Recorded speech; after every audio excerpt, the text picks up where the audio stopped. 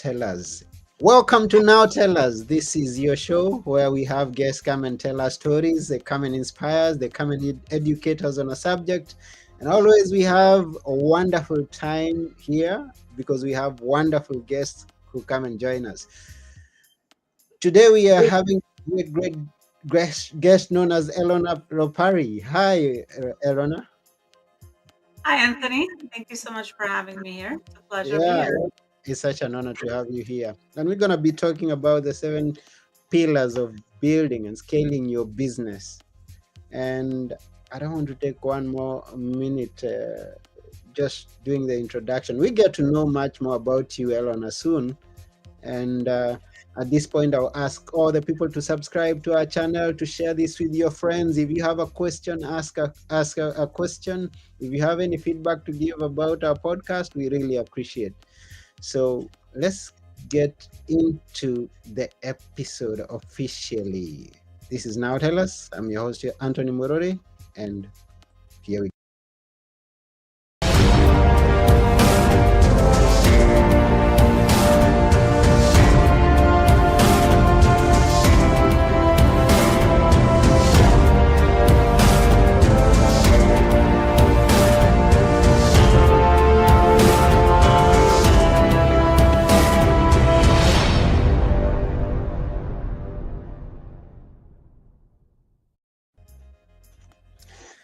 Getting started. Where is it you are in the world? I'm in New York. A busy one. True. I'm in one of the boroughs, so it's a little quieter down here. Oh, okay. That's good. I know that these 2 days have been busy days. You're not busy with the others. What depends what busy is. I don't believe in busy. That's Yeah. a term we use to program ourselves to be busy. Mm-hmm. I like to live more intentionally. Yeah. So I think we all choose the things we focus on. And yeah, no, I'm not busy. I So am. you I'm in you beautiful harmony. you're not into politics because. Oh, well, that okay. Well, that's, again, I've learned in my experience to control the controllables, the Hmm. things that I get to focus on. I voted early in the morning. So, control the things that I can control. And by just using my voice and the power that I have, I was able to, cast my vote. But other than that, it's bigger than us, right? So that's kind of how I like to take a look at things. Wow, I love that. Control the controllables. Yeah, and it's good to be connected to you this wonderful day. And we've got much to cover in such a short time, so I won't take much more time. But maybe you can tell our listeners, our viewers, who is you, and let's get to know a bit about you. Yeah, let's do it. So, natively, I'm from Albania. Moved to New York specifically when I was only 15, many years ago now, and climbed the corporate ladder. Pretty much started to chase the American dream. One of the things that my parents struggled with was to obviously bring us to new opportunities. I grew up very fast, was the oldest child. I did much of the translating all those challenges that I saw my parents have at the beginning. So very early on, I was pretty much set up to achieve. So that's kind of what I did: chase the dream, achieve, be an overachiever. Because again, it was a country with a lot of opportunities. So especially for my father, it was very early instilled in me to be able to do that. So that's kind of what I did. I climbed the corporate ladder 15 years, married my husband, grew a family, bought a home, did all the societal things that we thought that would give us security and safety. And it worked out for that many years until my company was bought by another company. And then I climbed all the way to the C-suite and realized that I was not happy because a company changes culture from purpose to profit driven. So I was able to take a look at the shift, and I was no longer really happy with the work I was doing or where I was. So that's kind of was the catalyst for me to explore new options. And I never thought I'd be an entrepreneur, but because I've already worked for another company, I said there's must be another route that I can take because I know I have lots of experience and skills that I've gained over the years. So let me see what entrepreneurship would kind of bring on for me, especially because I get to choose the work that I wanted to do in the world and get the freedom, obviously, that most entrepreneurs go into entrepreneurship for. And fast forward, I've been an entrepreneur now for over 5 years, still focusing on the areas where I was always strongest at, meaning business and leadership.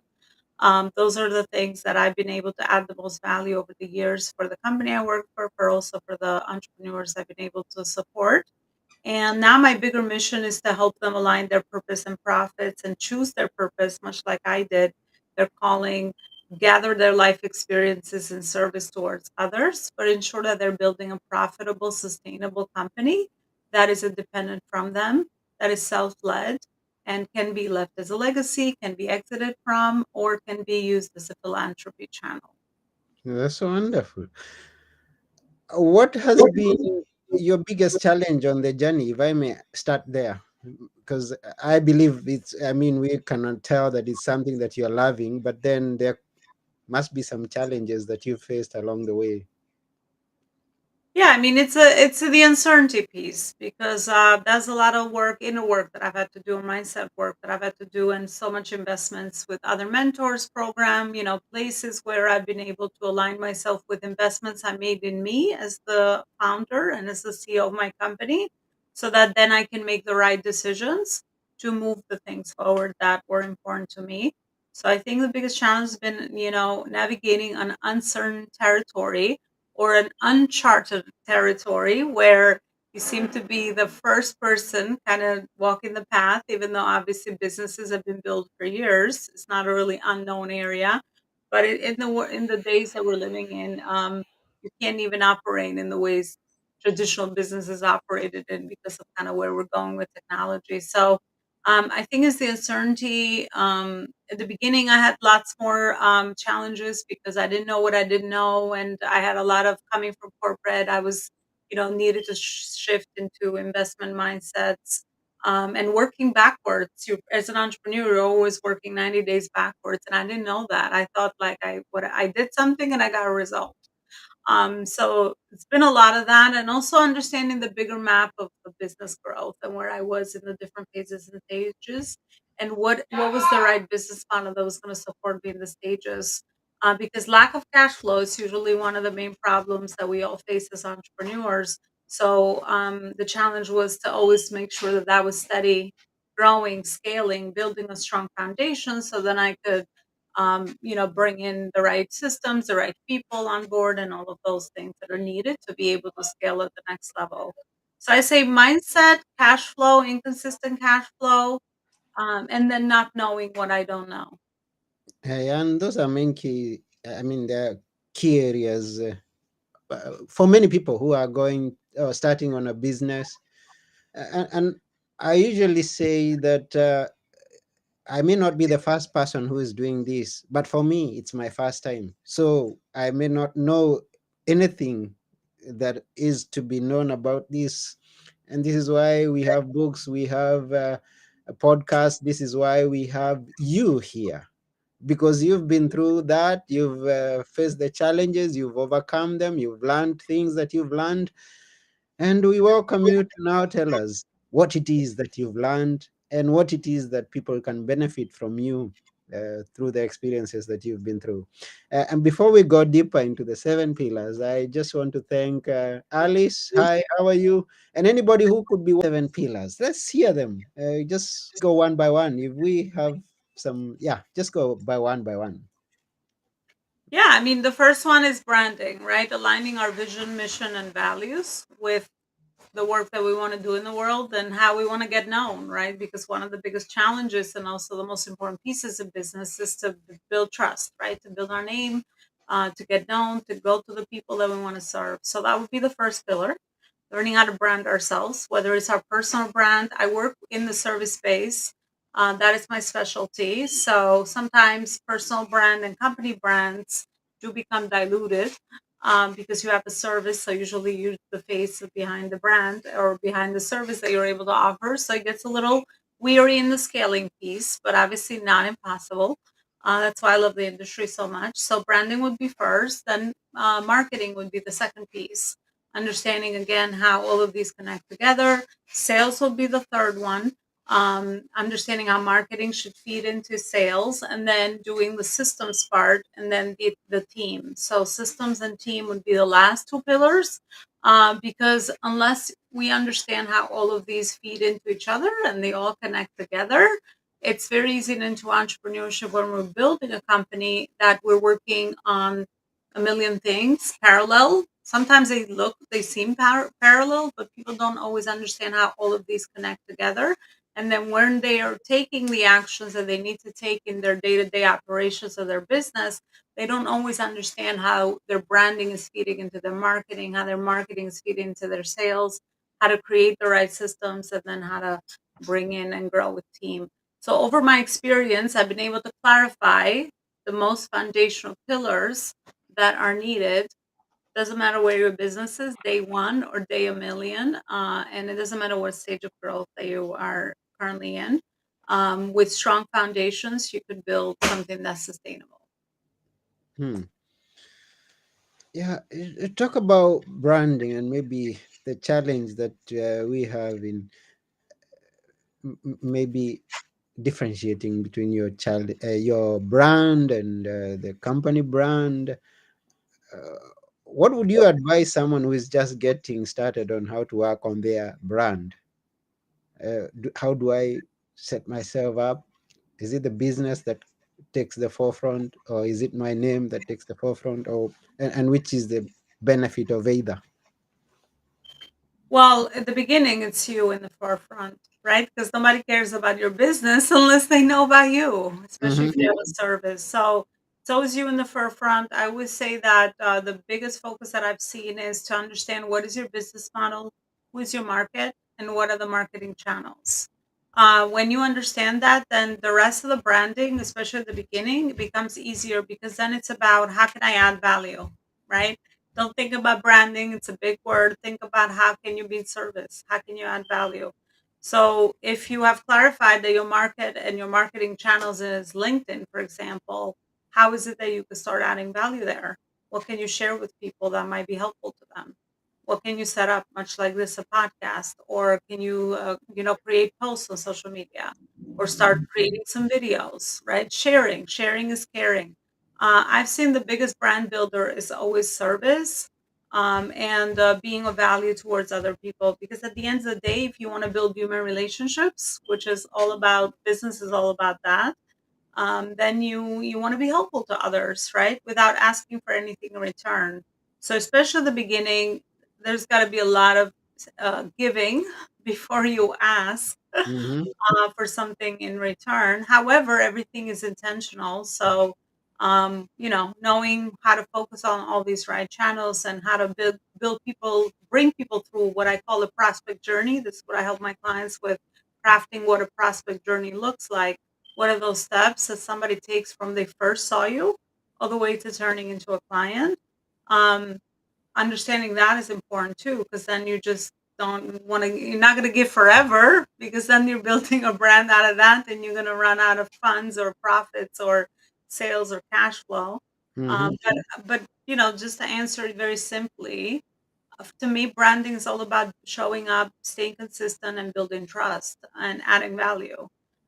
Those are usually the pillars of branding. If I were to just, do A, and then B is always authority, right? Building the perception and the authority piece, which happens over time, right? Mm-hmm. Because at the beginning, it's hard to even find your voice unless you actually show up and you actually do some of these things. The more you talk about what you do and why you do it and add value towards others, then you can start to niche a little bit. You can start to kind of ask those questions. Well, what makes me different from other people? What is the one thing that I really want, care about? If I were to focus on that one thing, these are more things that happen naturally, eventually. And that usually is the next piece of branding, standing out, raising the perception of who you are, building trust over time, and then ensuring that you get sort of, that influence from other venues that already have that authority built, such as maybe going into other people's platforms, getting featured somewhere, going on a media interview, going on other places, which will only obviously raise the perception of you being a thought leader, Mm-hmm. and somebody that has that knows their stuff, right? I don't like the Yeah. word expert because when you think of an expert, it's like you're done learning and somebody's already learned everything. But somebody, a guide, a trusted guide that knows their stuff and can now help you with the problem they want to they want to solve for other people. Hmm. Let's go a bit back to the challenge that you had, which was the second challenge that you had, which was capital, and yeah, or rather financing your business. How you overcame that, and how someone can overcome that. Hmm. Great question. So I funded my business all on my own, meaning that I would focus on activities that brought in the cash flow, and then I would continue to scale it like that. There's many channels. Maybe there's people that can, finance your business, right? And that's a different conversation. But in my experience, I build it pretty much from scratch or from experience. One of the biggest things that I do with my clients too, I focus on quality rather than quantity, especially if you're at the beginning of your business. I mean, everything else is going to be the same anyway. So why not focus on a big problem that you could solve and charge really well for that and focus on quality rather than quantity of clients? Meaning you don't need a million clients to meet your revenue goals at the end of the month if you really have a solid process, a solid structure, a transformation that you're able to provide, rather than solving small problems which require more people to be able to come through your doors through your marketing and your sales efforts. So that's kind of how I've been able to do it, and I still focus on the same business model. Obviously, the strategy changes when you are at scale because as you remove yourself from some of the process of service delivery, I call it, delivering the service you're promising towards other people, then Mm-hmm. you can go eventually into more of a volume business model, meaning you can sell to more people. But now you've built all the foundations. At the beginning, you don't even have enough of the pieces built yet.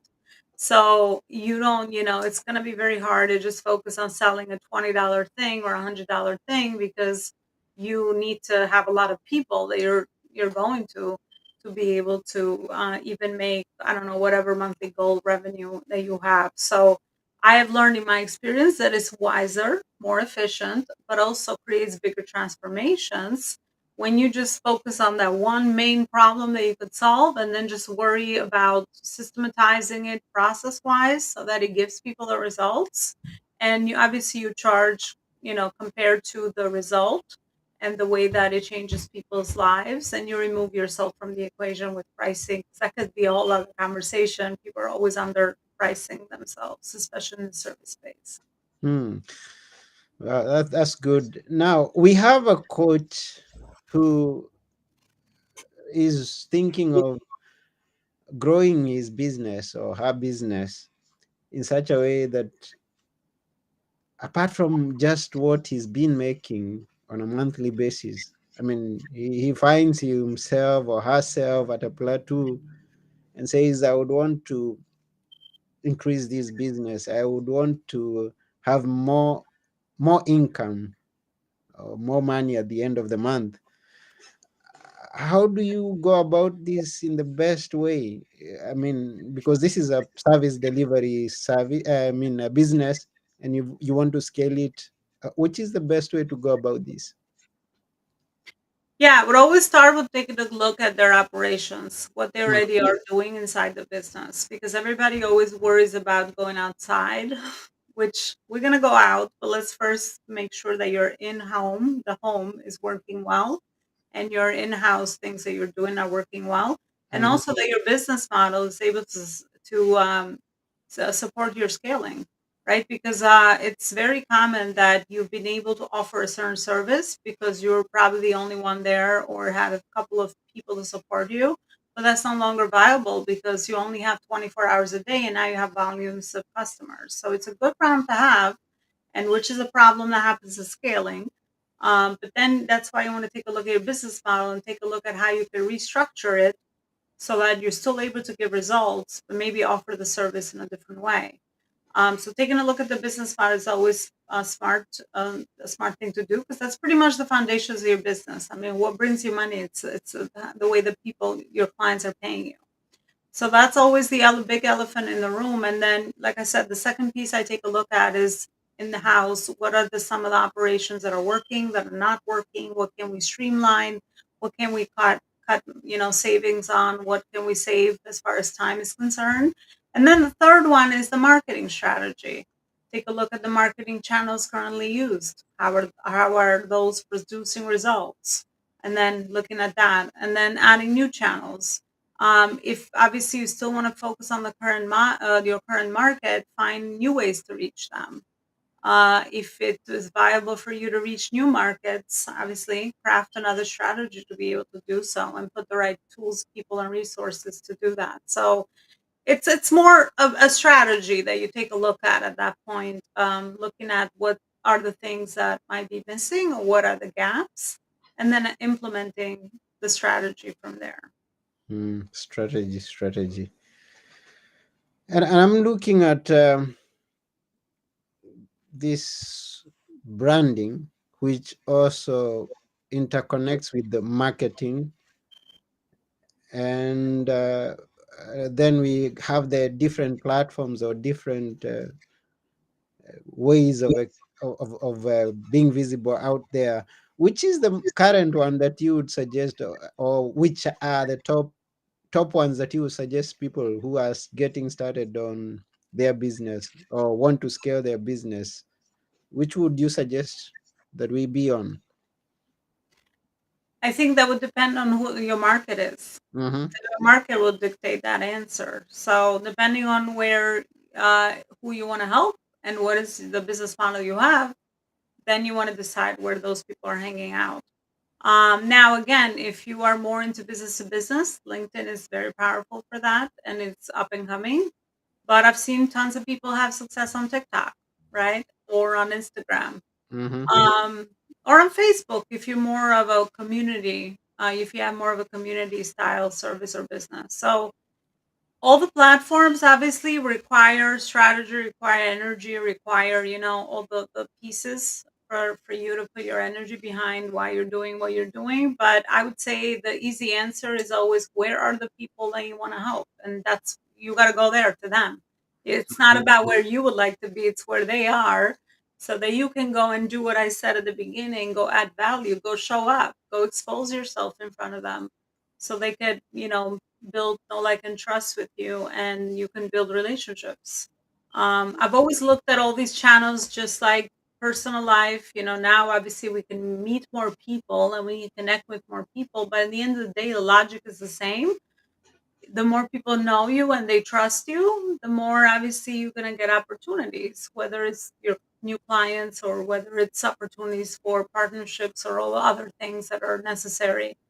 So I would say very simply, know where your people are and go show up there.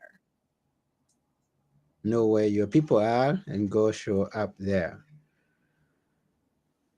In the past 1 year or so, there has been this very hot topic everywhere, and especially now in business. And I would maybe we would want to know your personal experience with AI. What's your experience with AI so far? AI is great for research. From based on how I use it, I use it very intentionally, meaning I don't overuse it or abuse it, because right now we have the problem where your voice is being compromised. Is it AI or is it you? So I think for research purposes is very good, for you to streamline some of your marketing and your sales processes. Obviously, it's very good. A lot of the platforms, especially with systems, if you're using systems, your CRMs, your email list, all your back office, I call it, like the back door of the business. Mm-hmm. There's tons of things that we can do, obviously, faster with AI to reach people and to do all those things. But I'm always careful that it's not conflicting with kind of the human part of the work that we do or the companies that we run, because then what's the point? So That's kind of how I think about it. Obviously, it's here. It's moving faster than we can think of, and we just need to, always be learning and growing in this area as well. And yeah, I mean, it's moving very fast. A lot of people have to even adapt their business models towards it because, the more you know about it, the more you know how to adapt so that you're offering something that's a unique value proposition. But as far as branding is concerned, it can hurt your brand. Because I see a lot of people posting just like straight things from AI. Like you just putting something on there and it just, how it gives you like those steps and stuff. So training it and all of that, it's smart to do, but don't just spit out whatever it's telling you, because then it's like you might not as well have posted that if it's not your own authentic voice or your own thoughts about something, because then you're just adding to the noise. You're Mm-hmm. not doing any good to your brand, to your personal trust with people as well. Because people start to tune you out, right? I can go also chat GPT this, like, why would I listen to you or why would I connect with you? What Mm-hmm. is that human thing that you're offering? So I always go back to authenticity. When people go this way, it's usually in business good to go the other way. So, even though most people are gonna go, and follow and do all the things they see, but follow your. I'm big on intuition and authenticity. Follow, what is a thing that you really are compelled to be able to do. But stay authentic. That's the only power we have over AI. Yeah. Creativity and authenticity. The rest, you can do all the processes we can do, and even better than humans, right? So, we just have to reshift our values, I think. So it's not coming to take our jobs and our businesses, in Well, your it perspective. might, and we might have to figure out other solutions. It's going to be a crisis for purpose then, right? Because as humans, if we're used to doing all those things and now we can't, we go into my work, which is more the purpose side, which is more the inner work and inner development stuff that happens. I think that could be a crisis for humans to figure out, like, what's my purpose now, right? That's why now we're going more in the being, I believe, as people. We're going into the more in the spiritual realm, because if obviously a lot of the doing will be replaced, and we've been like human doings for so many years, Yeah. getting into the being, creativity, curiosity, all these other things that we have inside of us, we haven't really had a chance to tap into those. So maybe that will be the new thing we focus on. I think that's really, really good. It's amazing to be able to focus on that other side, which I have learned as an entrepreneur. When I was working for corporate, this stuff to me seemed very like foreign language, because I was just, again, programmed to do and to achieve and to be productive and to be efficient. So, yeah, I see a crisis in purpose coming up for all of us, which is really important to do that inner work. That's where it's all at. And it's good that you bring that up. Someone said that we are human beings, not human doings. So we come back to whom we really are at some point. Now, let's know about those people who are listening to you or watching you right now. What's the process of working with you so that they can connect with your authentic self, for them to also connect with their authentic selves? Well, first, it always starts with a conversation. So Yeah. my website is the best hub. They can go to lonaloparicoaching.com. I have a few resources on there that I put together, Hmm. that they can, take a look at. And then let's get on a conversation, right? Based on kind of what they're looking for, what is their main pain point or problem. And I'm able to offer some of the things that I've built over time, whether it's my done for you consulting or done with you consulting or other products that I've put together. It's all based on where people are and what will best serve them. But unless I understand where they are in the journey, then obviously I can't offer a specific solution. So it would begin with just a conversation, and on my website, they'll have a chance to connect further. Besides all the social media channels that we're on. Okay, thank you for that. So Everyone who's listening or watching, head over to Elona Lopari coaching.com and connect with Elona for much more. We are almost coming to the end of this episode today, and we really appreciate you, Elona, for coming. Thank you very much. Thank you for having me. It's been a pleasure. I enjoyed the conversation. I hope your audience took away some really good value from it as well. This is what we believe, that they have gained some insights, some value, and that's why we're asking you for comments. Please tell us if you watch this. Tell us what you enjoyed. Tell us add even more insight into what we shared today. We appreciate your participation. Thank you very much. So before we go, Elena, we always ask our guests to leave us with something that we should never forget. Which is that for Elena? Well, always remember that you have a bigger purpose of why you're here. And then using entrepreneurship as a channel to realize your purpose and to be of service towards others um, is the one thing that we all have available nowadays. So use it wisely. Don't quit in the journey. The journey of building anything, it's always obviously a challenging journey, but the transformation that somebody goes through is immense, and it will be the thing that you will keep forever because you will never go back to the old version of you. And one last message I always kind of learned from my experience is connecting the dots, meaning you always got information from the universe around you. So as long as you are quieting your mind and you're listening to that insight and intuition, use that because that's going to be a great compass or guide in the journey of entrepreneurship, which, like I mentioned, might be scary at times or might be very lonely at times as well. So, those are things all there to guide you in the journey. And yeah, as long as you're connected to it, it's going to be so much easier to go through the pains and the challenges that you will overcome for sure. No one I've ever met, the journey has never been linear, it's always zigzag. So, understanding how to go through those, right? Those different zigzags, it's where resilience and grit is actually built. That's very good. So it's never a straight line. It's ups and downs, learning, experiencing, and gaining uh, more insight day by day. Thank you very much. We appreciate that sharing. Yeah, my pleasure. Yeah, and thank you, all our viewers or our listeners, even if you get to watch this or listen to it after we are through. We thank you really, really, really much.